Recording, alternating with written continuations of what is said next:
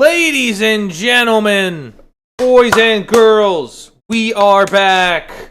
We are back. Woo! Woo! We are back with another episode of Free Refill. Episode 35. And it comes on the heels of an amazing wildcard weekend with just one game to go.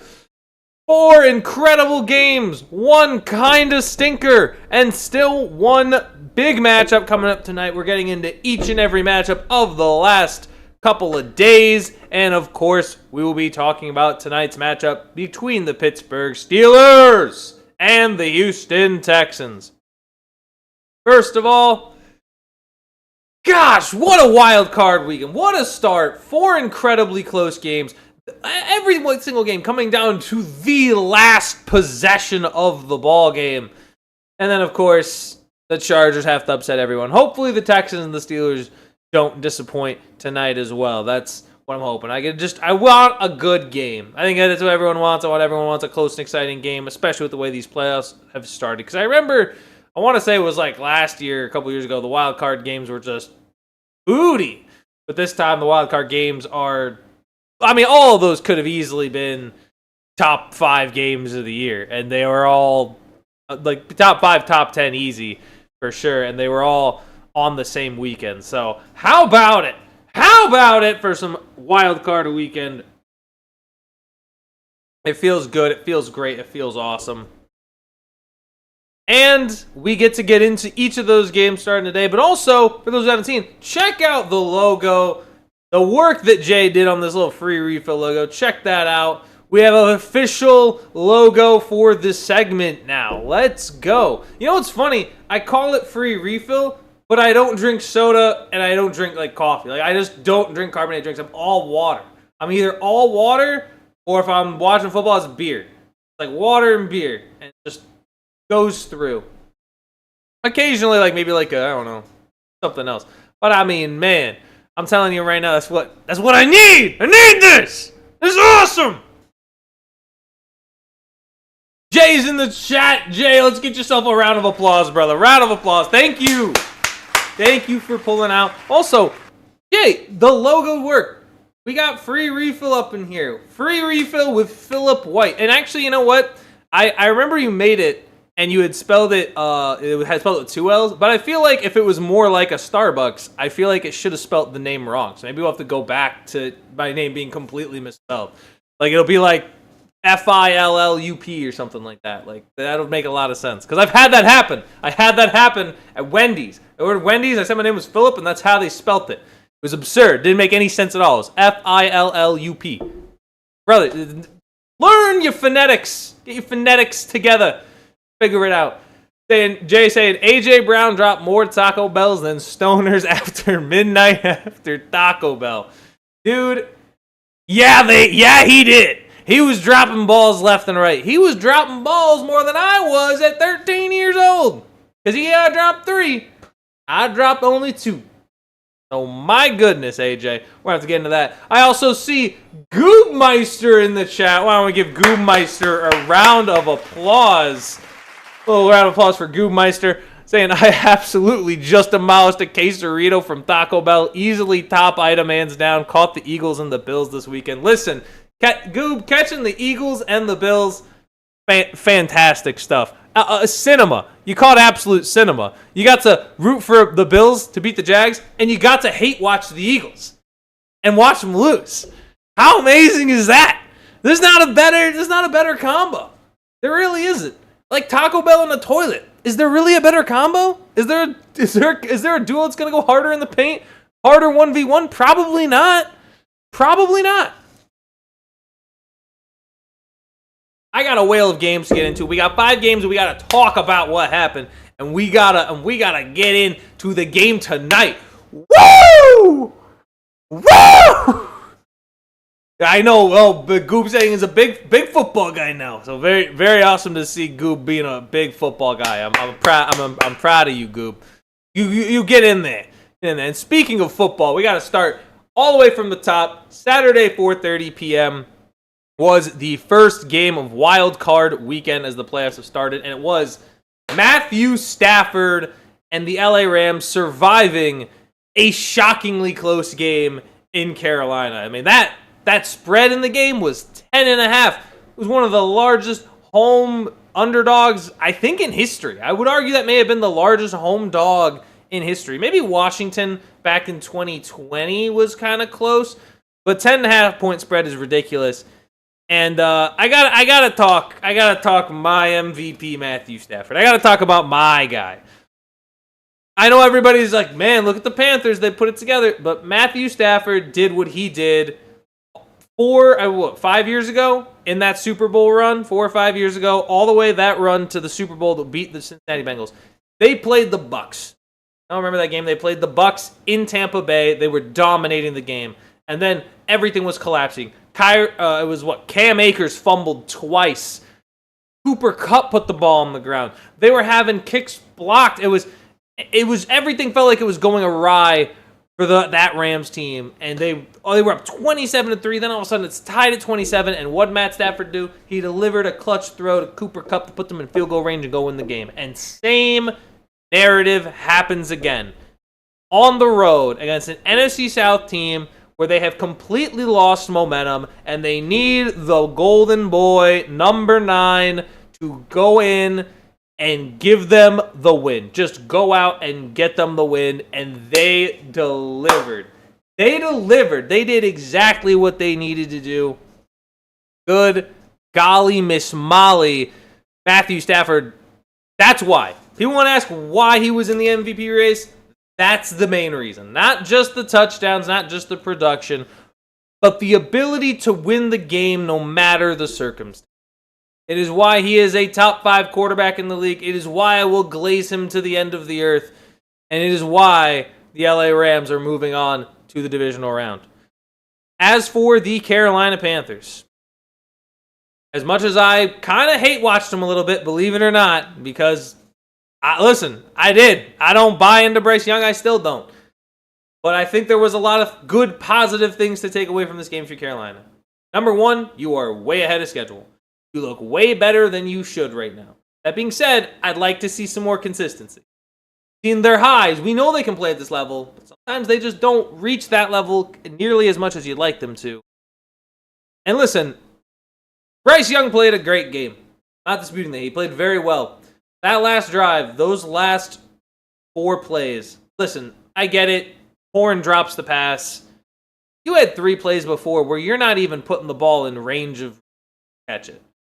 So, to me, at a certain point, I think, and Bryce held on the ball way too long. You have 32 seconds there. You have to understand the situation. You have to be getting quick passes over the middle if you want to actually go down and kick a field goal to tie the game. That did not happen because Bryce stood in the pocket for too long, clearly looked like he had nerves, still needs to take another step next year if the Panthers want to actually maybe be in this position and win the game next time. But I will say, congrats, Charlotte. You played solid football, but this Rams team was not going to lose round 1, even if the game was close. It just wasn't going to happen. And also, need I mention Stafford doing all this with a hurt hand, with a sprained hand, with a sprained throwing hand. I mean, I'm going to say it like it is. He's the guy. He is the guy. He is the man. That is why they paid so many first-round picks to go bring him in, is because he's a Super Bowl champion. He's an MVP caliber player. Give the man his flowers. You saw him get his flowers. I see Mike Tomlin is here as well. Why don't we give a round of applause for Coach Mike Tomlin. Making it out. Pulling up just before the game. Said, Phil, I'm in my office right now. Game plan down. We said our prayer for your health to get better. Glad Make-A-Wish got you out here for the last game. This one's for you. But hey, thank you, Coach. Thank you. I greatly appreciate it.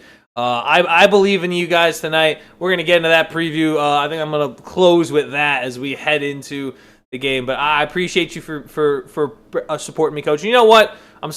Listen, I want you to win tonight, too. I got to support you. I got to say, Mike Tomlin, go win this game. So, Mike Tomlin, you go do your thing, man. Whatever your thing is, you go do it. I believe in you, man. Listen, we're friends we're best buddies all now. We're best buddies now. But I don't know. You got to win this game. But my friendship ain't cheap. You know, it needs at least a playoff win to really stick around for a little while. If you win this playoff game, Tomlin, you probably bought yourself 20 more years. And I believe you can do it. But with the Rams, and after the Rams game, I was like, okay. After I was watching that Rams-Panthers game, look. Are the Rams... Is there going to be a game that tops that? Because that game was amazing, all things considered. And then, of course, the next game, what does it do? It tops it. The Bears. Look at Caleb Williams go. Beat the Green Bay Packers. A couple things to say about this. I don't want to actually start, instead of talking about the winner first, I got to talk about the loser. Green Bay, once again, in Chicago, completely fell apart. Like, first it was the onside kick in the first game when they went to Chicago. This game was hilariously mismanaged by the Green Bay Packers. And, I mean, they came out swinging. They came out swinging out the gate. They still took a 2-touchdown lead with, 6.5 minutes to go? And yet Chicago is just in the game. The whole time, really.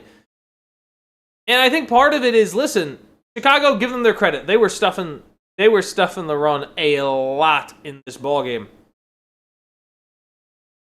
But for Green Bay, situationally, I don't understand why you didn't try to kill more clock right before that 4 minutes. Because Bears scored, Packers get the ball with 4:14 left, right? They killed maybe a minute 15 seconds, and the Bears get the ball back 2:57 down 3. And I get it. Brad McManus misses an extra point. Brad McManus misses a field goal. I'm not playing for a field goal there. I'm not playing for a field goal when I have 4:14 left. I'm playing with the idea that I don't want Chicago to get this ball back. And if Chicago does have to get the ball back, I'm giving it to them with as little time as possible. And Green Bay didn't kill nearly enough time. They kept trying to take shots at the end zone. They didn't try to kill any clock remotely. They just tried to go down the field. Basically, the Bears almost allowed them to go down the field incredibly quickly and then all of a sudden halt them once they got close to the red zone. And that was it. And then Chicago was able to just get the ball back and only down 3. So I think a lot of it, I got to give credit to Chicago. They did a lot well. It feels absurd that they're winning these games in this dramatic fashion. They're still finding ways to win games in these moments just with devil magic. I've never seen this before. I've never seen a team with such a high turnover rate and yet still is so bad through 3 quarters and then so incredible in the last one. It's shocking to me. It blows my brain. It blows my thinking tube. It blows my skull apart. Because I don't know how. I don't know how they are this so slow and mediocre in the first 3 quarters, and then fourth quarter they just light it up and drop 25 points. It always goes over my head. Caleb Williams, and I'll say it, I think Caleb Williams is just a weird anomaly quarterback. He's like Josh Allen a few years ago. Whereas now Josh Allen has now taken that leap. Caleb Williams at the point where he's going to make a lot of mistakes, but he's going to make some incredible plays, and it's worth it for him to make those mistakes to have those incredible plays happen because it still gives you a chance to win the game at the end. And it's been happening all year. Good job for Caleb Williams, and really good job to Ben Johnson, the Bears. I thought this team, personally, was going to be very similar to Detroit when Ben Johnson first became the offensive coordinator, where the team would kind of start the season really slow, really slow. 0-2 is slow. I was thinking closer to 2-4, something in that vein. And this Bears team started 0-2, has come out scorching hot, has won a lot of big games. And they're going to be hosting the Rams. And I think that's going to be a very intriguing matchup. I think we'll get more into that matchup later this week. But to see what Caleb Williams and Ben Johnson have done in year 2. And listen, they have a chance to end up hosting the Niners NFC Championship because there's no guarantee Seattle beats them. I mean, it could be a Bears NFC Championship game. I wouldn't doubt it necessarily, but we'll see where it ends up going. I'm very excited to see what Caleb Williams is going to be capable of in the divisional round as well against a Rams defense that has struggled down the stretch this year. Caleb will have his opportunities to throw the ball for sure. But for Ben Johnson to be doing what he's doing, this Bears team, you have Caleb Williams. You got a two-headed, mini monster in Monungai and DeAndre Swift. I say mini. I'm not big on DeAndre Swift like everyone else, but I'm big on Monungai. You've got Colston Loveland, who has been a gem, an incredibly important part of this game in terms of just being almost I'd say personally, I would think he's the biggest safety blanket there. If I'm being honest, I think that's the guy I would trust the ball most with on a fourth down play. That's where I'm looking. I'm looking to Loveland. I'm not looking to Moore or Dunze or Luther Burden. I'm looking to Colston Loveland every time. 24 times out of 24 times, it's just going to be that man. And again, their defense is incredibly opportunistic, and I think against a team like the Rams, it could be, if the Rams can't stick to a game plan, it could get out of hand very quickly. I wouldn't even doubt if it does, just based on how much the Bears have forced turnovers this year. Congrats, Chicago! Congratulations to the city of Chicago. I want to say first playoff win since probably 2010, I believe. I believe 2010 was their last playoff victory, so congratulations to Chicago Bears and Ben Johnson as they move on, and we'll face off against Sean McVay and the Rams. Should be a good one. Jay saying Lil Wayne's tweet had me dying. Which one? Did he tweet about? Was it? Oh, because he's a Packers fan, isn't he? Lil Wayne tweet about. Oh wow, that's a crazy one. Hold on, let's see.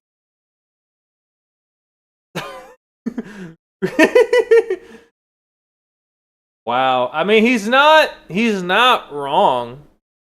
That's a crazy one though.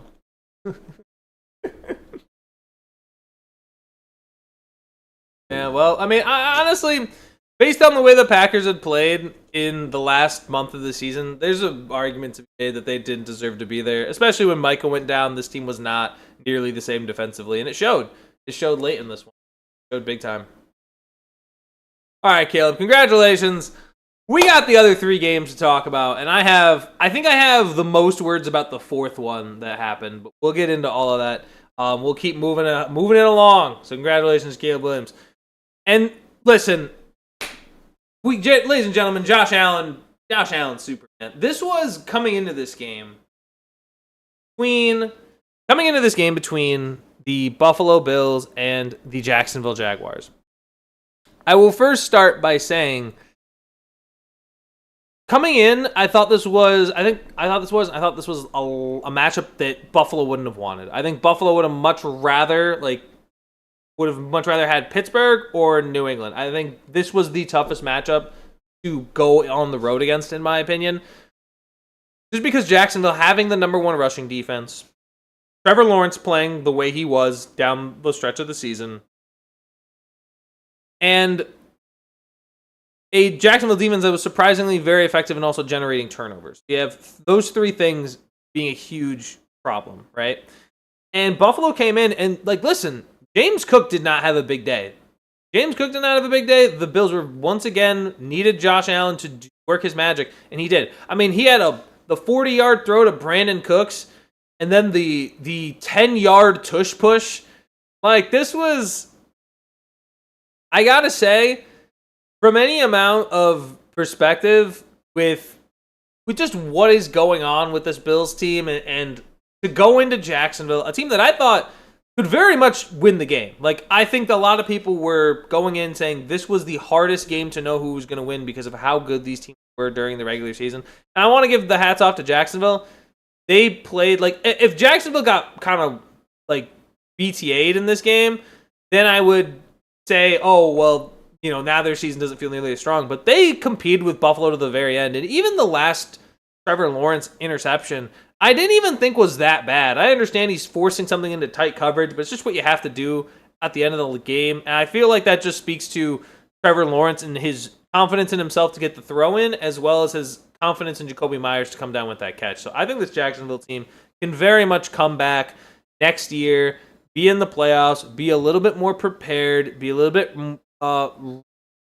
just more prepared, more experience, potentially better players as well, might beef up the roster to try and be able to now beat a team like the Buffalo Bills.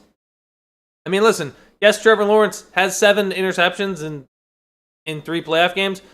We are forgetting that 4 of those were in one game, and that was a game he won. So, listen, say what it is. At the end of the day, I think Lawrence and the Jaguars can definitely figure it out and make a run potentially in the future. But I think at the end of the day, and again, Brian Thomas Jr. didn't have the year we thought. Travis Hunter was unavailable the second half of the year. So if Brian Thomas Jr. is able to return back to form and Travis Hunter comes back healthy and is able to produce, all of a sudden their offense looks even better than it was. And I mean, I wouldn't doubt if they had like a third running back too. Like, I don't know how to feel about keeping ETN around. ETN's year was very touchdown heavy, so it is possible that that just doesn't work out again this year. But listen, this was a very impressive year for Jacksonville, especially considering, and as long as now, I would have thought they would have lost Anthony Campanile. It was Anthony Campanile, I guess I was saying it wrong. But their defensive coordinator is probably going to stick around. I don't think he's getting head coaching interviews, so he's probably going to stick around as DC there. That's a huge keep for Jacksonville in the offseason. I think they're going to be fine. And then Buffalo, listen, the what was it? I think it was Kalshi. The odds for Buffalo went from 10% all the way to like 40% to win be the AFC representative after winning this game. It's them in New England. It really kind of feels like right now it is them and the Patriots. I'm still a little suspicious on the New England Patriots. They did play very well against the Chargers, so it's very tough to be suspicious of them right now.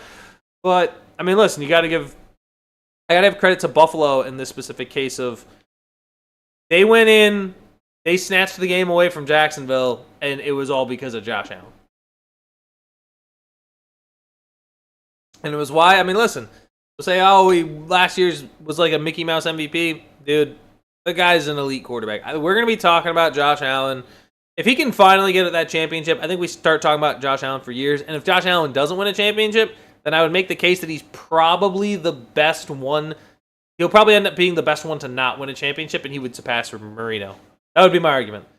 If he wins a championship, definitely the way we're talking about Josh Allen is very different. If he doesn't win a championship, we're looking at him like better than Marino. Personally, in my opinion. That's what I would say. Jay in chat saying, I think Lawrence took a step up this year. Look for him to be more confident next year. Definitely. And I think, again, like that, just the throws he was making in this game, even on that pick, I just feel like there's a certain level to Trevor that has that confidence that's not there. And the way they played this game, I think they still very much feel like they left opportunities out there on the field that they'll be able to go out and get them in say, a rematch. I mean, potentially next year. So we'll see. I don't know if I have to double check what opponents the Jags will have. But, I mean, I think Jacksonville will have their opportunity. They obviously won't be playing a last place schedule, but they'll still, I think, have at least 10 wins next. That would be my take. I think they can very much win 10. I don't think that's... But credit to the Buffalo Bills. They'll be moving on. They'll be facing off against the Denver Broncos, who a lot of people also feel are a little fraudulent. I understand people don't like Denver and are a little shaken up and a little concerned about what they could do. But Denver's still got a roster. The main thing you think about is, can Bo Nix be the guy? Can Bo Nix go out and tango with Josh Allen? I mean, listen, Denver's never been an easy place to play. It's going to be a raucous arena in there, like especially when teams win 1 seeds. Like, it's just going to be a raucous arena. It's going to be loud. It's going to be intense. It's not going to be a guaranteed win for Buffalo. I know Buffalo's going in as the favorite, which is kind of nuts. To me, it just speaks to how great people believe, how much people believe Josh Allen right now.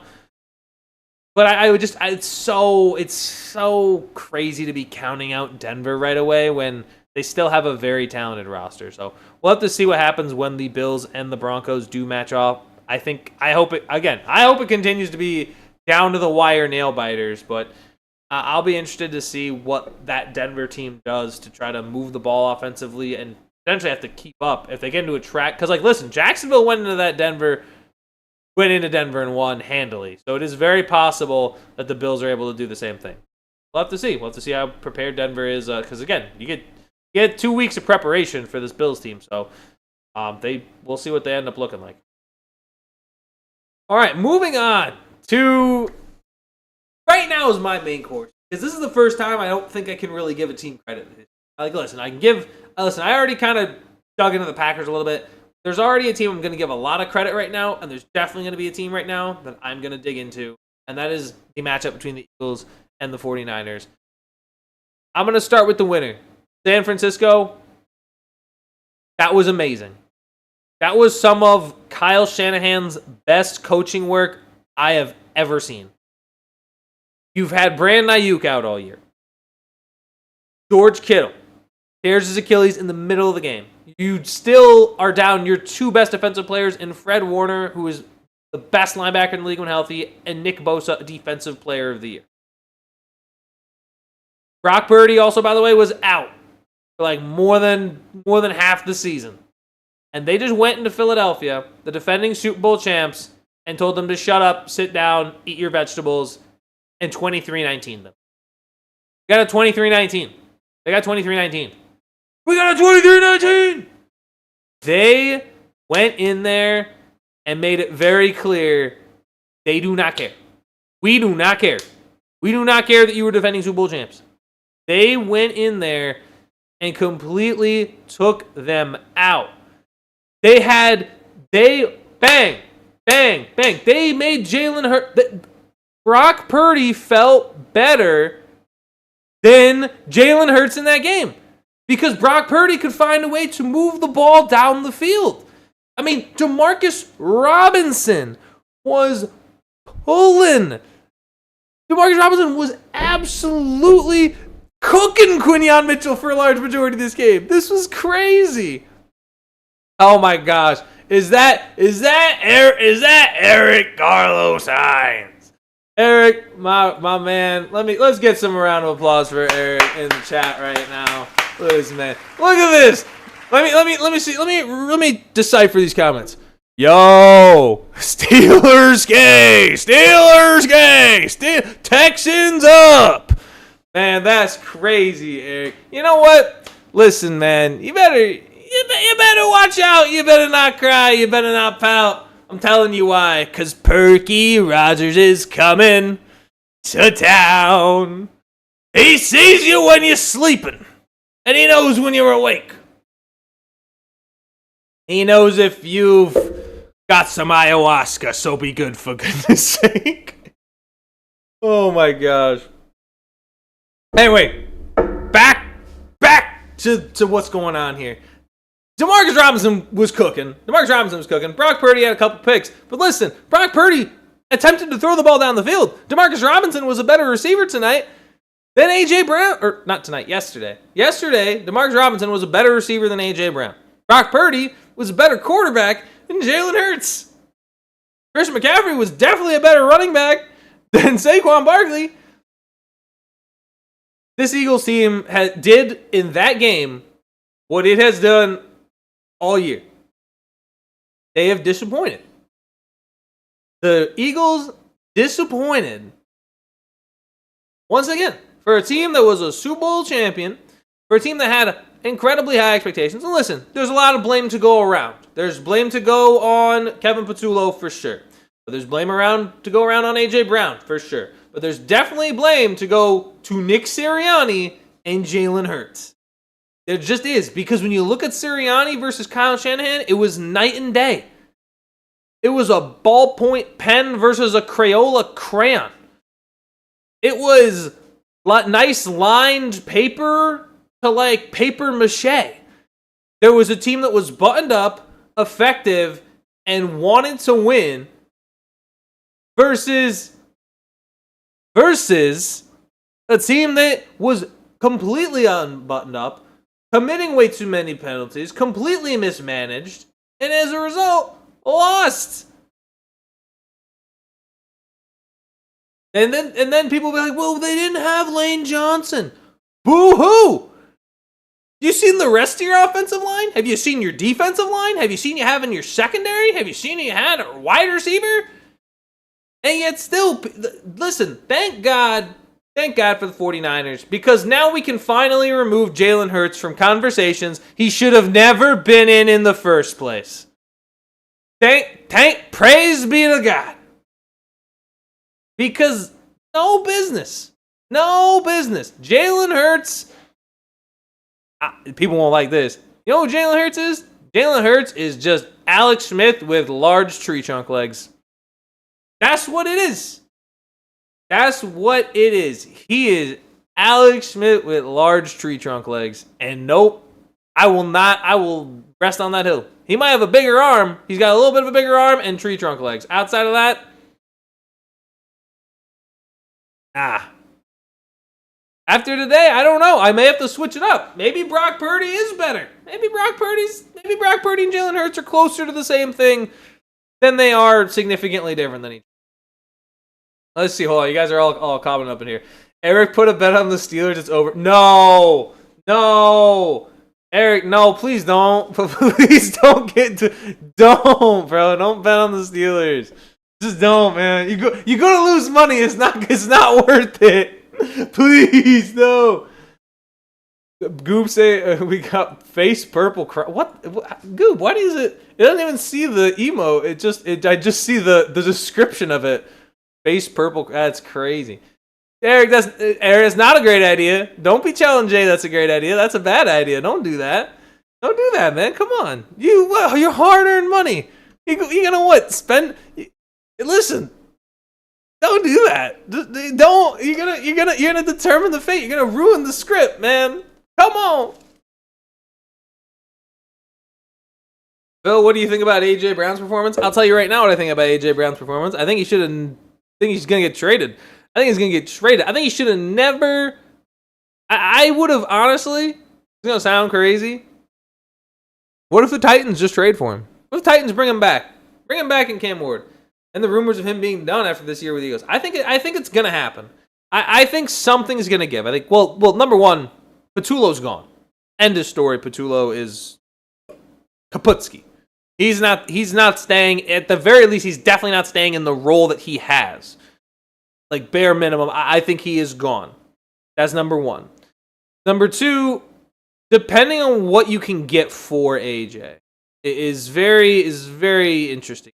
Because I think AJ is very capable. I mean, we know AJ is one of the better receivers in the league.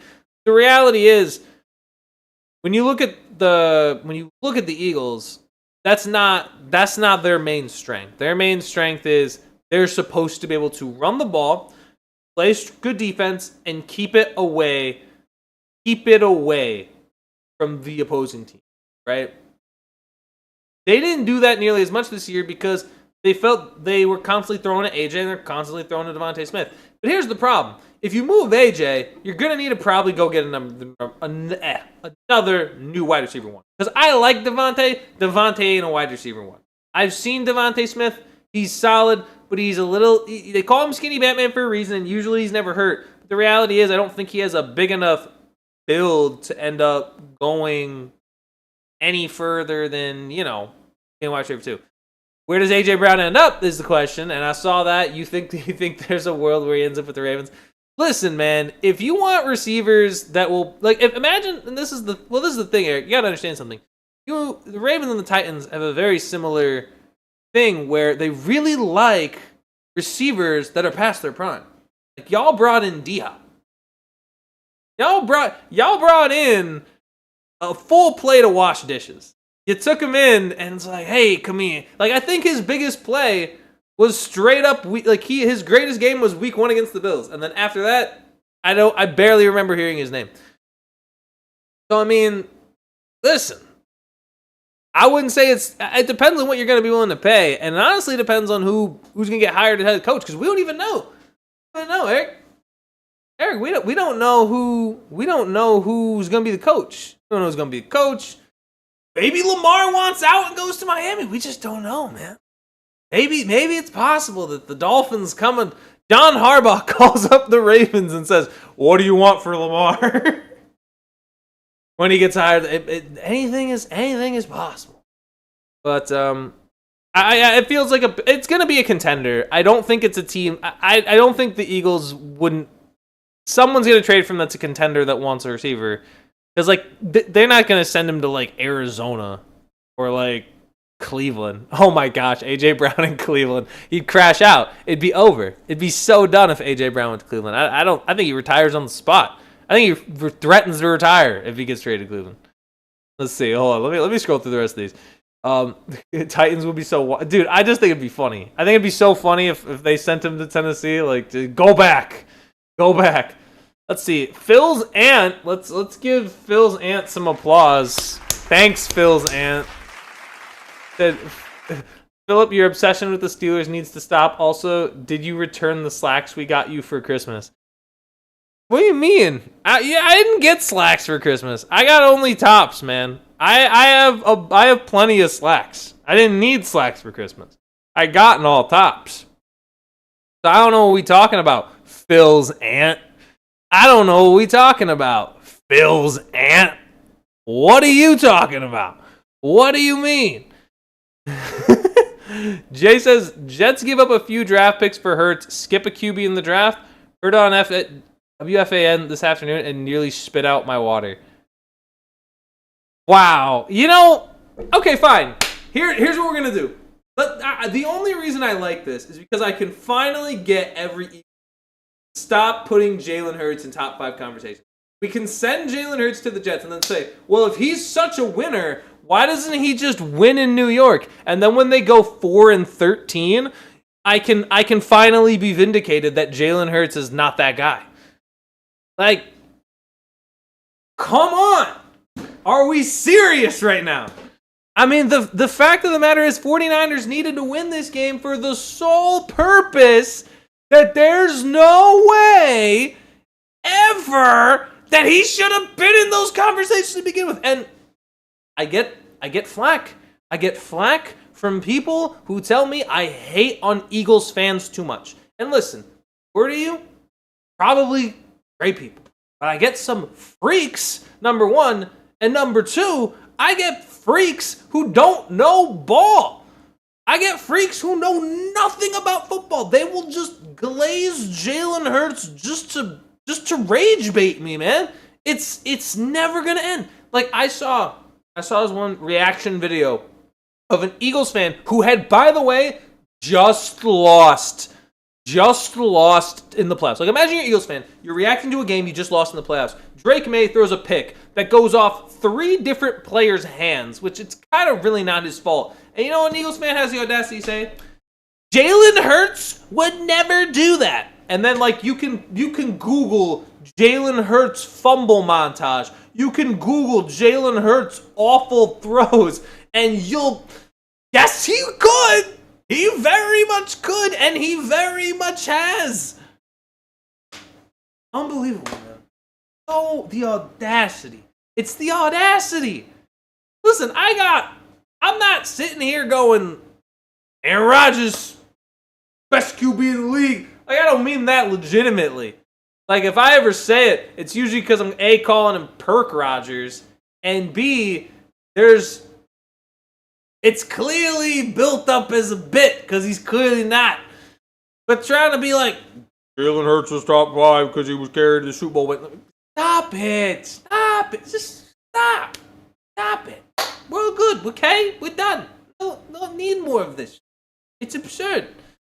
Hey, it's absurd. But I do think it would be funny to send him to the... That being said, put Jalen on the Jets. Let's really see him win.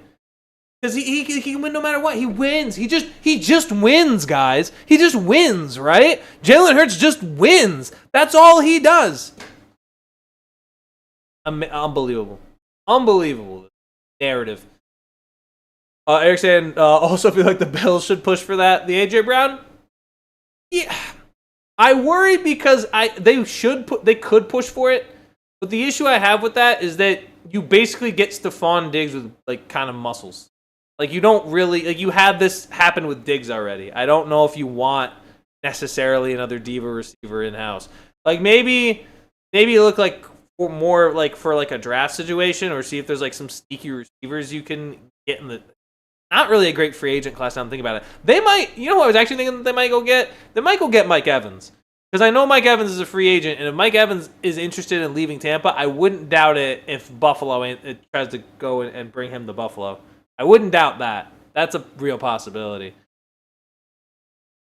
Let's see. Phil's aunt say, sorry, your Uncle Mort just checked the trunk of the car. The lazy jackass left the package. I don't have an Uncle Mort. You know what's stupid? Like, I'm going to answer these questions, then eventually you're going to get something right, and I'm going to be terrified. It's like, oh my God, they know everything. They're in the walls. They're in the goddamn walls. Oh my gosh. It's terrifying. It's nightmarish. You're going to know. It's so scary. Marcus, what is up? Let's get a round of applause for Marcus. Pull it up. Oh, by the way, guys, if you're liking the stream, dude, I did a thumbs down. Don't do a thumbs down. Do a thumbs up. I went like this. My instinct, because I was thinking of, I saw Cooper DeJean doing this all the time, so I was like, whatever. No. We want thumbs up. We don't want a dislike, please. But yeah, hit the like button. Subscribe if you're new. You guys know the whole deal. Marcus saying, Flack sounds like some made-up drug on a Disney Channel movie. Need some flack? I got flack. Dude, then you go and flack. Oh!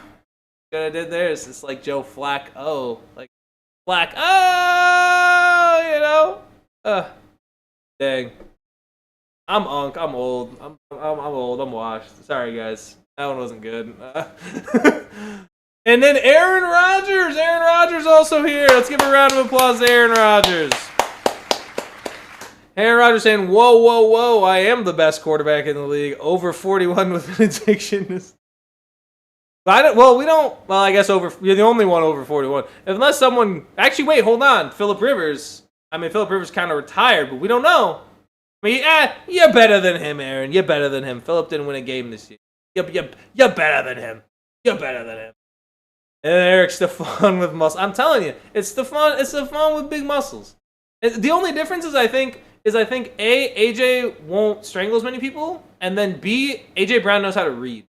I'm not sure Diggs knows how to read. And also, like, you know, I don't know if Diggs knows how to read. But it's also, and can I say this? Speaking of AJ Brown, I got to talk about this. It's so funny to me, like, the playoffs, because you see so many ads with athletes, right? You see so many advertisements with athletes. And then, like, the second the game is over, you know what they're playing? The athlete from the losing team is. Like, the second the Eagles-49ers game was over, it was just A.J. Brown doing the ad on the treadmill.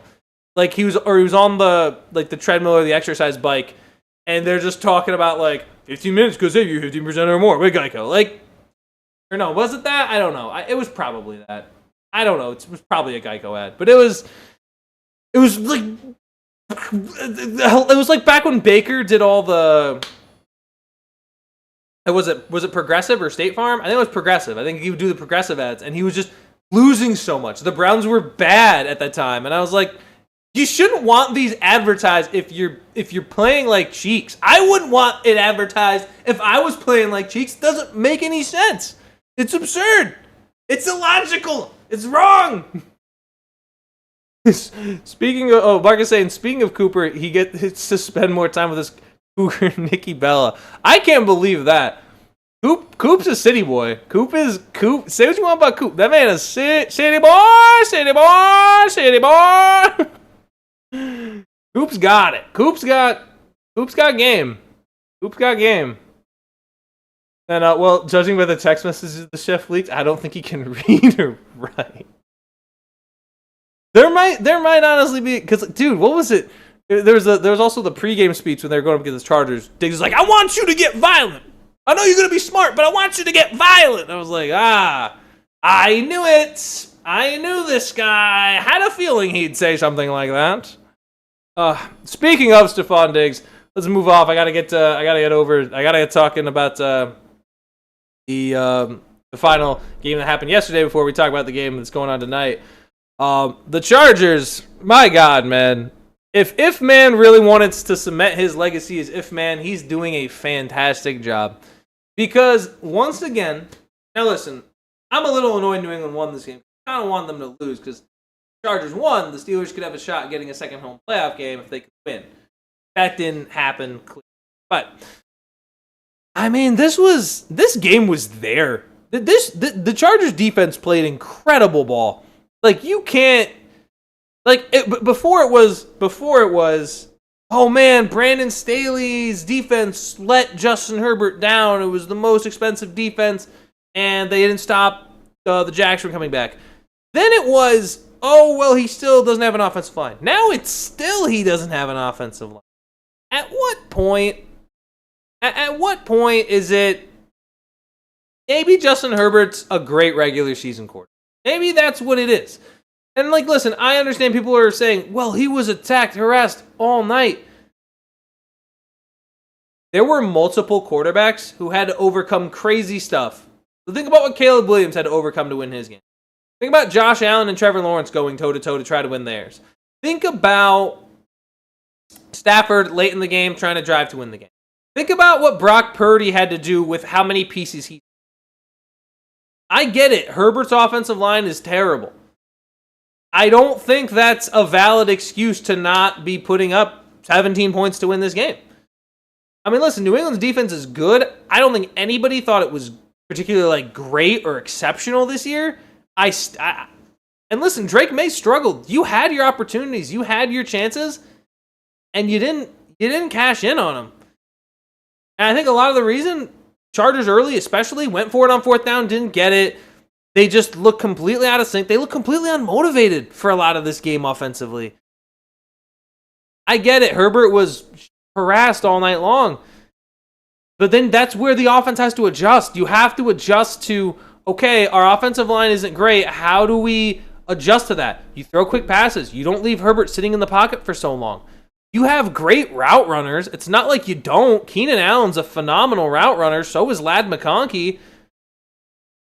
I just didn't understand why that wasn't part of the game plan. To get some quicker passes, to get some easier completions for Justin Herbert, knowing that his offensive line is terrible.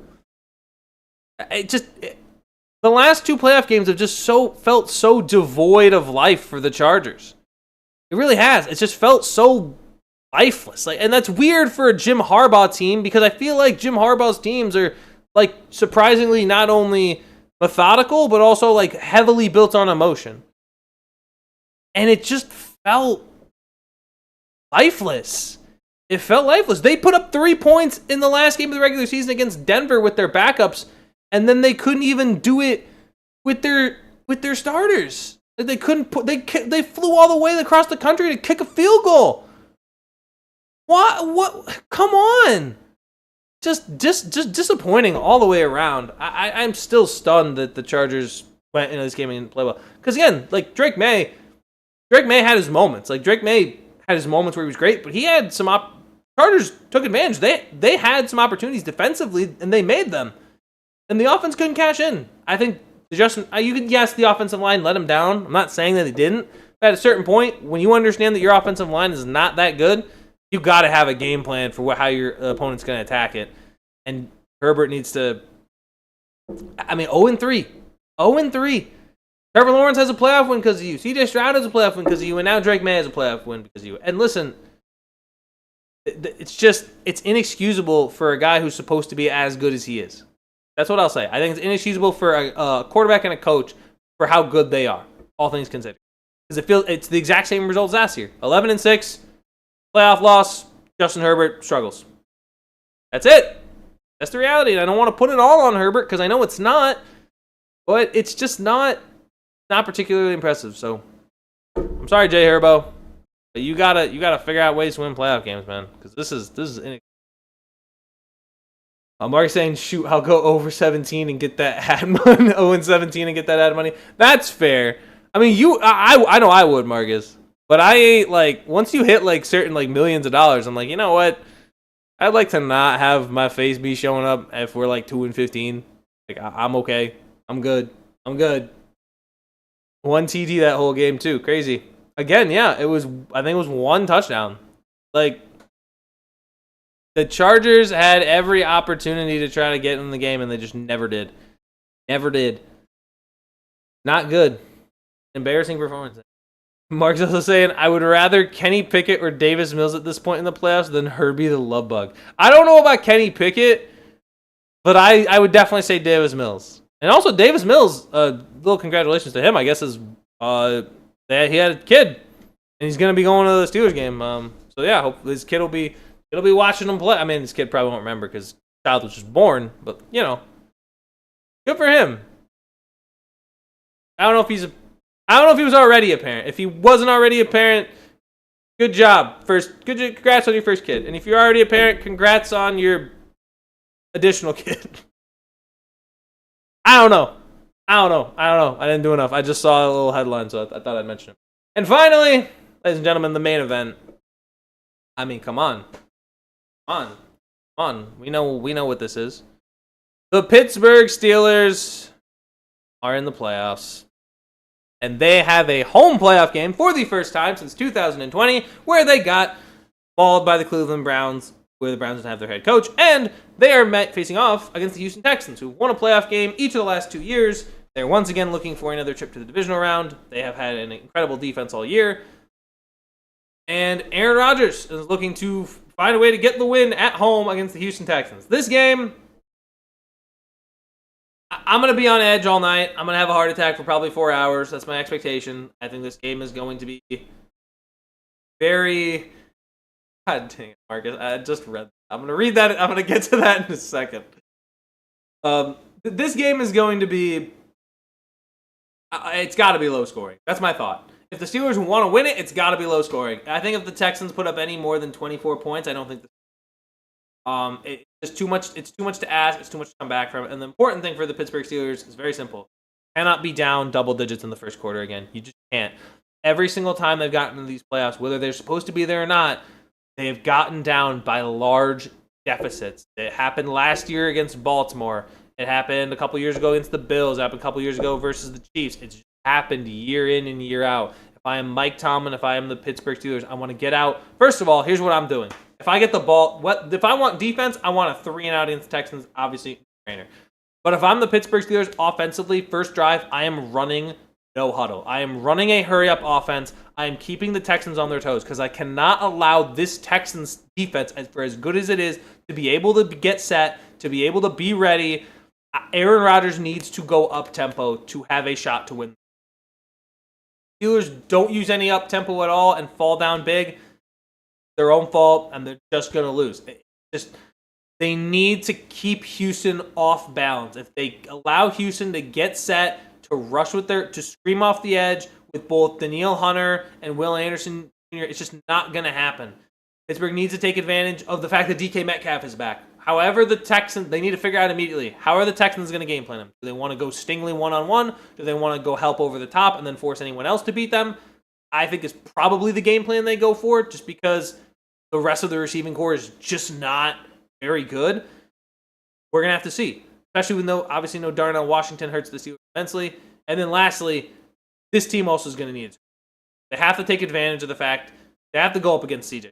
They have to press him. They have to get the ball out. They have to get interceptions. They have to get takeaways if they want to be able to win at home. They got to do that because without it, the Texans have too many advantages. They have too many advantages, positional advantages, and positional matchups for them. I mean, listen, they're probably in this game. I haven't checked spreads on this one specifically, but they are 100% going to be favorites coming in on the road, in my opinion.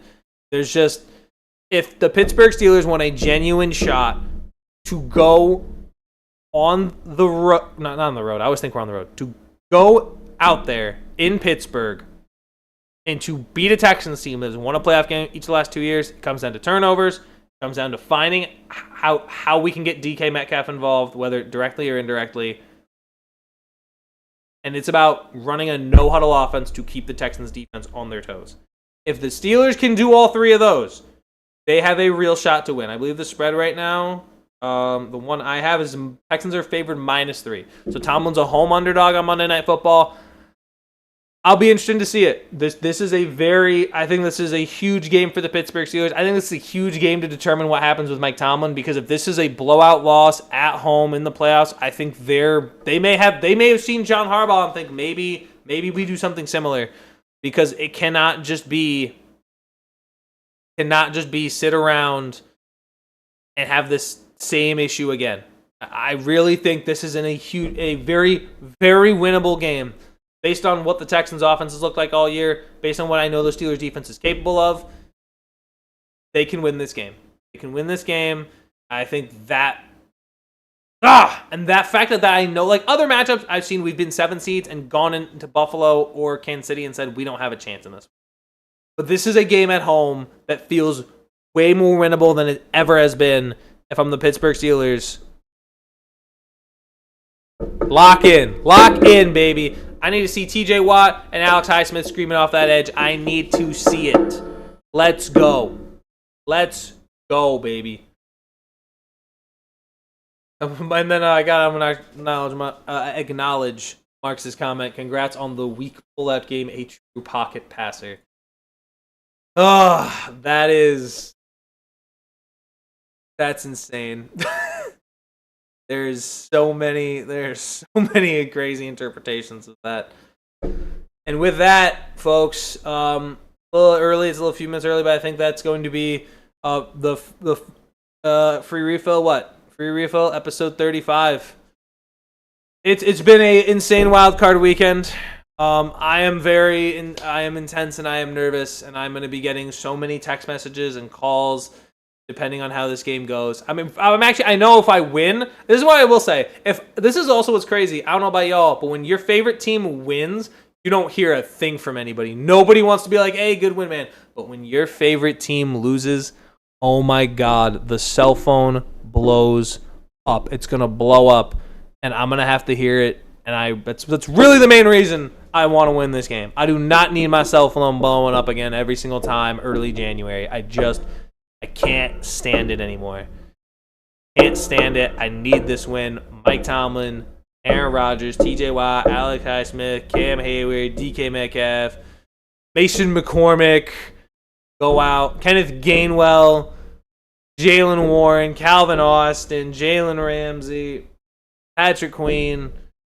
Do your thing, gentlemen. Go out and upset the Houston Texans tonight.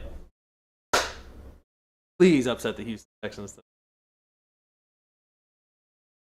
Come on. Let's go. Let's go get a win. Regardless, I got only a couple more minutes. I got to make myself some food for the game, so I appreciate each and any one of you who've turned out. We had a lot in stream tonight to react on the wildcard round, so I appreciate you guys pulling out. Of course, while you're going, feel free to drop a like. Feel free to drop a comment. Tell me what other stuff we should be doing. Because, again, once NFL season starts, we're going into basketball, and I got to get some of these other things going. So let me know what I should be doing, and I appreciate you guys, and hope you enjoy the rest of your night. Hope you enjoy the game. I hope I do. Really do. I will see you all on Tuesday. For a prime episode of Prime Times. See y'all then, and enjoy the rest of your evening. Good night.